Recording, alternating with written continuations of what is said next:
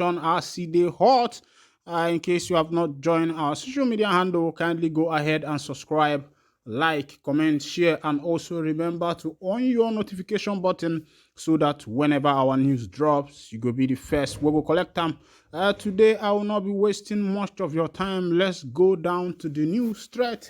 As it stands, other people, even bishops and cleric men, have started supporting Mazi Simon Ekpa, the Prime Minister of the Biafra Republic, government in exile. They have joined hands to say, government, release Mazi Nnamdi Kanu to the southeast people so that insecurity can be stopped in order to restore peace.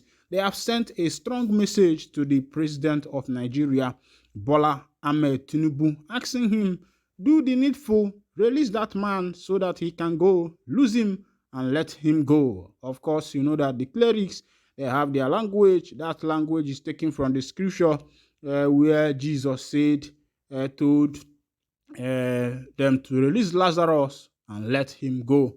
Of course, you know that after Mazi Nnamdi Kanu was discharged and acquitted by the appellate court, the then Attorney General of the Federation took the matter straight to the Supreme Court, filing for stay execution of that of the judgment of the appellate court, which is not supposed to be so in a country that is working fairly and very well. It is said that the court is the hope of the common man, but from what we have seen so far in Nigeria, you find out that the court is virtually the hope of the rich man and a man who has the money bag or the man that is in power. That is how things works here as far as Niger they consign na the matter na the things we be say that they do. But meanwhile, make I carry you go to the full details of that information, make you see waiting the bishops they tell Tinubu make you do. The President Bola Tinubu has been called upon to release the leader of the indigenous people of Biafra, IPOB, Nnamdi Kanu, to Nnamdi Igbo to restore peace in the southeast. The Archbishop of Enugu Province and Bishop of Enugu Diocese, Anglican Communion, Most Reverend Professor Emmanuel Chukwuma, gave the advice during a Thanksgiving held by Ohanaeze at the Cathedral of Good Shepherd Independent Layout, Enugu. The Thanksgiving is the commemoration of Igbo Day celebration coming up on September 29th in Enugu. Chukwuma urged Tinubu to obey court order which discharged and acquitted Kanu in October last year. Quoting him, we must make Tinubu obey the rule of law. Nnamdi Kanu must be released. They should stop deceiving themselves. Let them release Nnamdi Kanu to Ohanaeze and Igbo and see what will happen. Thank God we are overcoming sit at home on Mondays. Ali Igbo must not be wasted. Let us revive the economy of the Southeast. The President General of Ohanaeze and Igbo, Chief Emmanuel Iwanyanwu, during the Thanksgiving, commended the governors of the 5 Southeast states for their support to him since assumption of office. He assured that with such support and that of other Igbo leaders, including Igbo in diaspora, Igbo would soon regain their greatness. He further urged Igbo not to despair over the current situation of the region, assuring that things would soon turn around for Igbo. This one is coming from the Archbishop of Diocese of Enugu, Most Reverend Emmanuel Chukwuma, Professor. Indeed, I think that he has spoken like a man of God. The best thing that will happen to any nation is where they have good men of God, prophets, who speak without prejudice. Because the pastors and men of God that we have these days is something that when you start looking at them, you start wondering, are these people truly men of God that they call themselves? Because we know people like Isaiah, Hosea, Jeremiah, many of these prophets that were in the Bible, Micah and the rest of them, Malachi, name but a few, there are many in the scriptures, even Zechariah, and the other ones, John the Baptist of the New Testament, they spoke the truth without minding who else is God's. But looking at the prophets and the pastors that made themselves prophets and pastors these days, you find out that most of them don't like speaking the truth because they are afraid of death. They preach to people that heaven is the last destination. Meanwhile, they are very afraid of going to heaven. They are still building their mansion and they are wondering, what if we die? Who is going to take over our mansion? That is what is in the mind of today's prophets. And that is how they go about preaching what is not it. Even though there are many of them who are good ones. But kudos to most Reverend Professor Emmanuel Chukwuma, who has made the truth to be known. There are only few prophets or only few bishops and men of God who will open their mouth to speak the truth. Because why the truth have traveled, as it stands now, the truth traveled. And I don't know when truth is going to come back, is because those who call themselves prophets and men of God are now bowing to politicians.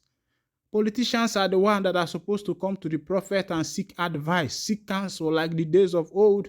If you are familiar with the Torah, the time we were in school, we were told that that book is called the book of Pentateuch. It is called Pentateuch, where they have the analysis of the Old Testament, when it was written, who wrote them, and when they were written. And you see so many things about the olden prophets where they stood against evil government and they made sure that justice prevailed in the city.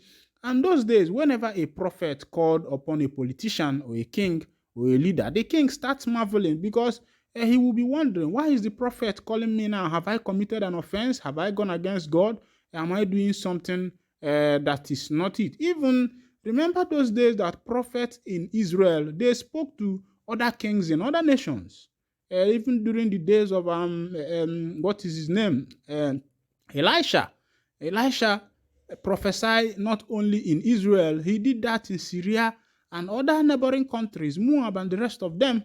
But that is not what we are seeing these days as far as prophecy is concerned, because people are actually looking for their pocket.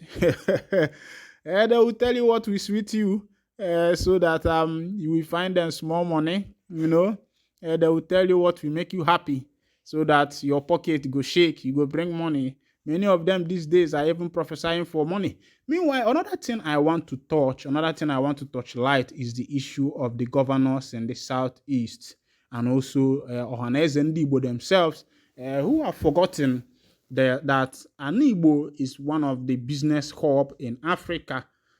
People don't know that main market is the biggest market in Africa as far as Africa is concerned. People from Cameroon and other part of Africa comes to main market to do their trade and buy things and go. Even people buy things from Nigeria and send to Liberia, send to Guinea Conakry, send to Ivory Coast and the rest of them, which most of you don't know. So don't think that the politicians of other parts will be happy to see you prospering, to see your country moving forward. And even if you know the history of business, the reason why some Igbo people moved their business to places like Lagos is because of the issue of transportation. Then, main market was the hub of it. Up Iweka Road, electronics and the rest of them. But as stamp duties and custom disturbance, you will pay your stamp duty at the seaport. And when you come out, police will disturb you, custom will disturb you, NDLA will disturb you, civil defense will disturb you, VIO will carry their own come. Plenty things, road safety.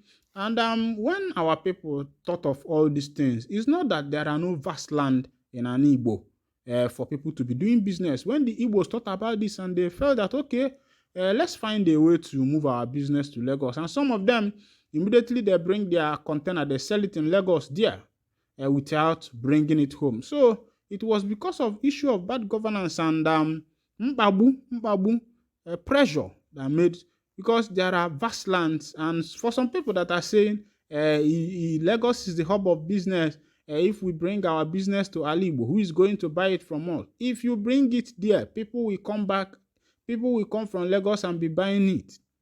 That is why governors in the southeast should look away from political matters. Politics is after the politics, after the campaign. You leave the campaign and focus on your area.